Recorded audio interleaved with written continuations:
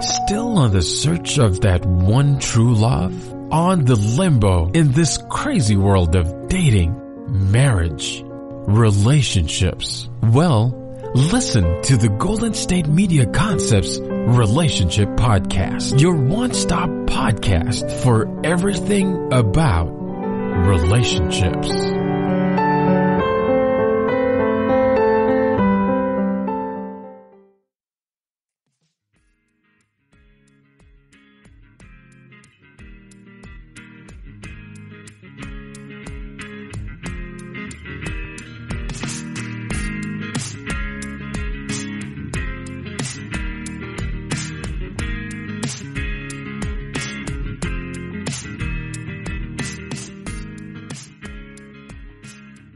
Hello and welcome to Golden State Media Concepts Relationships Podcast. I'm your host, John Johnson. I've entitled this podcast, Don't Send That Message. One of the things that's really easy to do these days is send a message to someone when you are displeased with something that's gone on. And it's very impulsive. Let's say you get a letter or read a text message and you're just taking this in. And one of the things that we do as human beings is, depending upon our state of mind, let's say we're reading that message and it's not necessarily good news. Let's just say it's just news. It might really get us stirred up. And our reaction to that is going to be that which the voices in our head tell us to get really angry and let's get reactive and let's just fire back a message. Now, I'm going to be the first person to tell you, I know that I can be reactive at times based on my emotion. But one thing that I've learned to do is to pull back on that and not necessarily put that out there in the world. For example, if you're reading that message and then wanting to react to what you're reading, I think it's totally appropriate to write down your ideas, your feelings, however that message is going to go, but don't send it. And there's a lot of reasons why, but principally it's this. When the space that you're in, that bubble, is the environment with which you're interpreting that message, you could really be missing some key parts as to what you should be reacting to. Now, I know that I've read things many times in life and may have missed something the first time I read it, maybe even the second, maybe even the third time. But we kind of get tunnel vision. And when you read something and you have a frame of mind that you're in, you're going to tend to read it to reinforce what you already know. I mean, it's very human nature. We all do it. But to the extent that we get in reaction mode because of the voices in our head, I think you want to pull back on that. It's one thing to want to respond to whatever's going on in the message, whether it's a text message, a letter, and even sometimes it could be a voicemail that has really gotten you stirred up. It's certainly an idea that we want to respond to. We don't want to waste any time. We want to get after this. But I like to think that when it comes to resolving an issue and not keeping the thing stirred up, what's going to really matter most is that you take time, back up, and really have a measured response to what's going on. A lot of the reactions that we're going to have just fan the flames. They don't necessarily add to clarity. And that's why you have to be thoughtful about what it is you're putting out there in terms of your response, the information that you're responding to. So if you react the way that you perceived you're being spoken to, now I want you to take responsibility for the voice that's in your head. But if you react in that way, this tends to fan the flames, especially when it's something of, say, that might have a little conflict involved in it.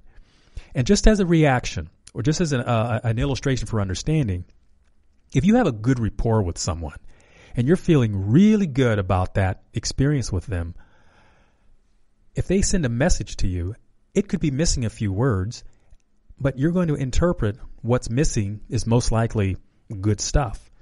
You're going to feel, hey, they're saying, I have a good relationship with this person, so I'm going to fill in the blanks, but I'm going to fill it in with stuff that I think makes this sound like a good message. Well, the same mindset operates when the message isn't so good or isn't so friendly. You're going to fill it in based on the attitude that you feel that message conveys. And it probably won't be a lot of good stuff. And if you're not in a good space when you take that, then you might not even really be in the mindset to say there could be 1, 2, or 3 different ways to interpret this message. So what do I do? In those cases, if there's more than one way to interpret it, you'd probably ruminate over a bit and then decide, how am I going to respond? Or even better yet, part of the response would be, I'm going to ask a few more questions so that I understand what this is about. And quite often, many of us don't do that. We just assume we understand it from the very beginning. And what tends to happen in these cases, especially if you're not asking questions for clarity, is it just fans the flames and adds to more misunderstanding. And if you know anything about group dynamics, when the misunderstanding starts, it sort of gets repeated over and over and over. And if you were a kid, do you remember playing the game called telephone? We did this in elementary school. And the way this worked is the teacher gave the kid in the first row a sentence. And it was basically, a sentence, and it involved a few details to sort of made up a story. Now, what that kid had to do was tell it to the person behind them, and so on. So by the time this story got to even the middle of the classroom, and because it had to be whispered, you couldn't say it out loud, but it's basically how gossip is. That story had changed so much that it was merely a couple of syllables compared to what the very beginning sounded like. And that's what we do as human beings. We tend to embellish because we fill in blanks, because it can be very difficult to get all the story. Because if this thing is really salacious, it's exciting, it gets us fired up. We don't wait for all the story because I don't need to know everything, right? I've lived life. I know what happens at this point. Yeah, we tend to do that. And when that story goes on and on and on and on, then you've got a whole firestorm of things that you have to deal with, that you have to put out. And if you can imagine how this happens over and over and over again in life, that the lesson here is to know that it does happen that way. And that's why being conservative and using restraint in the very beginning is so beneficial. Because what I have learned over time is, given a few moments as to where you can get grounded and really think of other possibilities, not always the negative ones, especially when it's conflict, but think of some other possibilities, some other answers, some other ways of interpreting this message. It could lead you to have a different conversation. One, you don't have to react right away. There's no law that says you have to do that. And I think it's more prudent to give yourself time to think about it. Second, give people the benefit of the doubt. If for the simple reason is that it's giving grace. Sometimes people are not very articulate at how they message, and they may mean things in the best way, but not know how to say it in the way that would sound nice to you. So that's where follow-up conversations to get clarity are really, really helpful. And when you give yourself, and I'm saying this is the you part, when you give yourself the opportunity to get clarification, then you can respond in a measured way which preserves the dignity of yourself and the person that you're talking to. Because far be it from them to try to give you a kind message and then to be misinterpreted, misunderstood, whichever word you want to use there, and for them to have to feel like they are now being defensive when all they wanted to do was pay a compliment. See, these things can get very, very thorny. And in the instance of when the misunderstanding begins, that's where we can tend to go back and look at, okay, what did we do to add to this instead of being able to put out the fires? I've seen misunderstandings that happen in families all the time because somebody didn't take the lead in being the peacemaker. Now, every once in a while, somebody has the wisdom and the words that can help do with some containment. But quite often, we tend to get excited about the person who really wants to fan the flames. It's like reality television here. But I try to avoid those kinds of things for the simple fact is when it finally dies down, when the wisdom finally gets in the room, we realize that we've said a lot of things that didn't need to be said. And sometimes, and I mean it this way, sometimes words are like bullets. they can hurt. And we don't want to be party to that. Listen, I'm going to take a break here, and I will come right back. Stay tuned.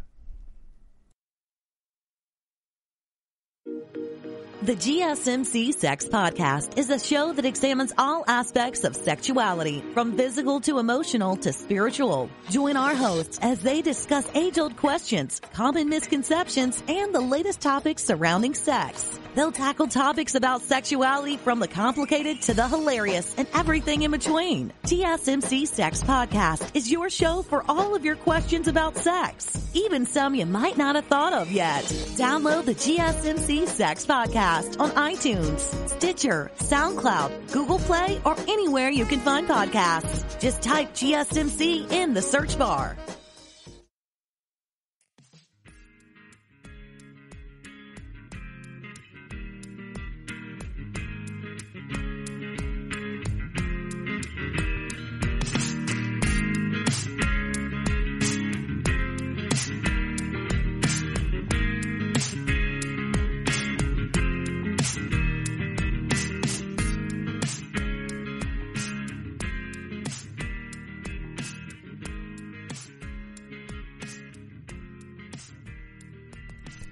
Well, hello, and welcome back to Golden State Media Concepts Relationships Podcast. Now, where I ended the last segment, I was talking about the words that you use and being careful what you say, because when you put those words out there, you can't get them back. And in the way of text messages and emails, this kind of communication, again, once you send it, you generally can't retrieve it. So why it's important is because you leave an imprint on someone. And it's really important that you get it right before you put it out there. So here's something that I want you to think about. When you get a message from somebody, think of it.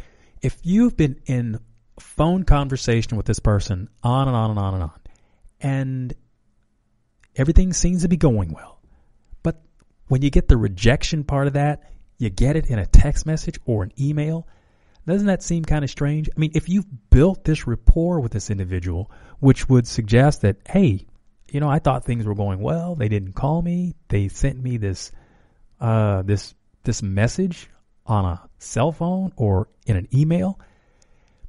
You know, that I would take that to heart.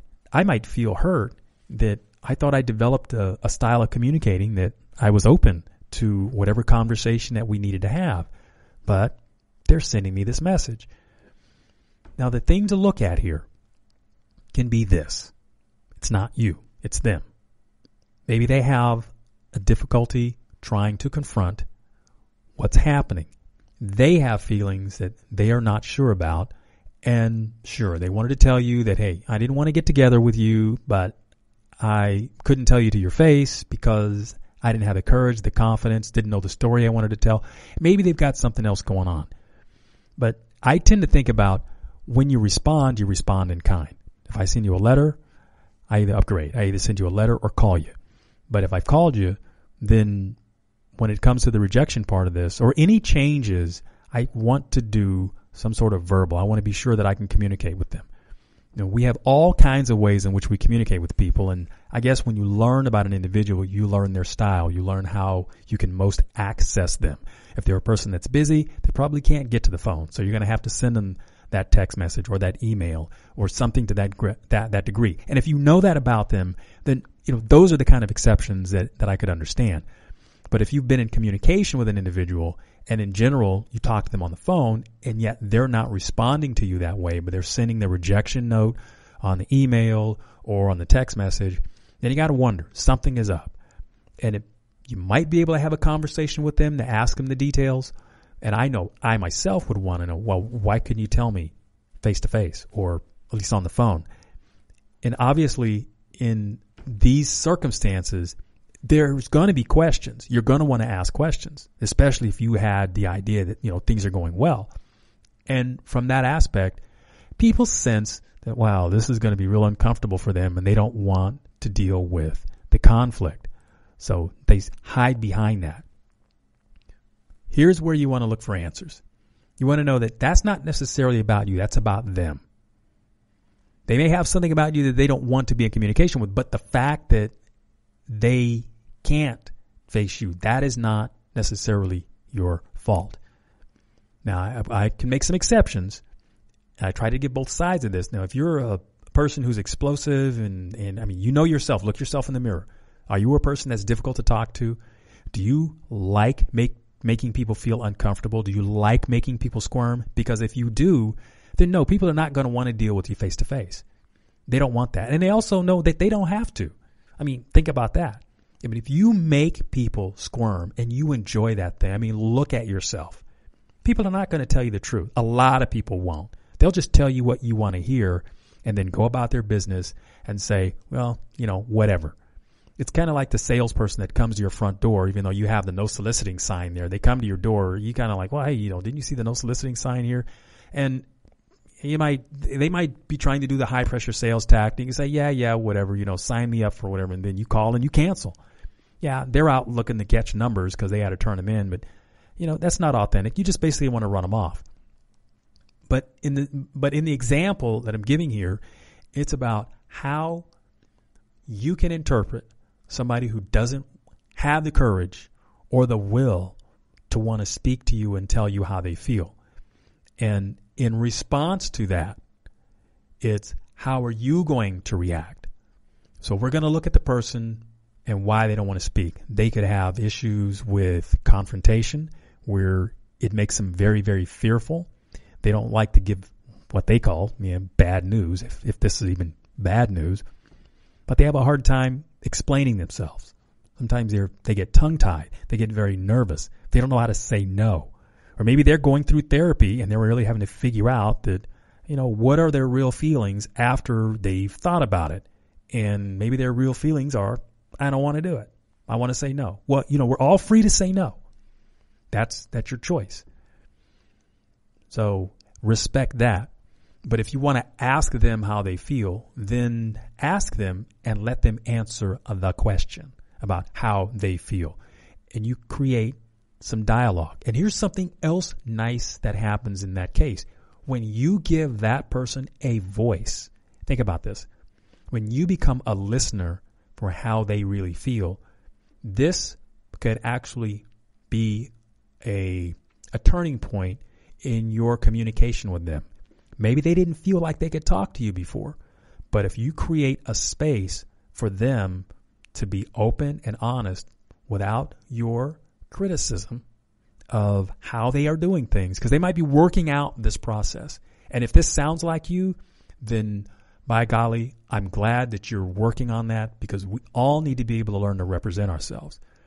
But it's nice when we are given that opportunity with people that we know, and even people that we may have had conflict with, because it takes a lot of, on both parts. Number one, it takes courage to speak your piece when you're not used to normally doing that. And for the person who can, say, be a little pushy and overbearing, to actually be a listener in those moments. That might be a really, really big stretch for you. But I'm going to ask you that when you are in the position, especially when you're in a position of power, learn to be open to what people are trying to say to you. You don't necessarily have to put words in their mouth, but if you see them struggling with trying to say something, trying to help them along a little bit. But this is really a collaborative thing. I think you're learning how to problem solve together. We're learning open communication really gets us somewhere. It's not about, okay, I'm going to hear what you think and then I'm going to throw it back at you. That's, wink, wink. Some people like to do that. And I believe that's a very underhanded thing to do. And that always ultimately comes back to bite the person who does the underhanded part of that. Somebody tells you something in confidence and they're feeling very vulnerable about it. You don't take that back and throw it at them, because ultimately what you do is you sabotage what good intent there was. And I know a number of people who have finally learned to speak their piece, and they've gone through various trials with this. There's various cycles. You do it, you kind of learn it a little bit, and you do it a little more, and you get a little better at it. So it's something that takes practice, because most of us are afraid about our vulnerability, and we tend to hide. Hiding is something that's very easy to do because we want to protect ourselves. We want to protect our feelings. And that's a way in which we go about and doing it. We don't say what we really think. Look, I'm going to take a break, and I'll be right back after this. Tired of searching the vast jungle of podcasts? Now listen close and hear this out. There's a podcast network that covers just about everything that you've been searching. Hey! The Golden State Media Concepts Podcast Network is here. Nothing less than a podcast bliss with endless hours of podcast coverage. From news, sports, music, fashion, cooking, entertainment, fantasy, football, and so much more. So stop lurking around and go straight out to the Golden State Media Concepts Podcast Network. Guaranteed to fill that podcast itch. Whatever it may be. Visit us at www.gsmcpodcast.com. Follow us on Facebook and Twitter, and download us on iTunes, SoundCloud, and Google Play.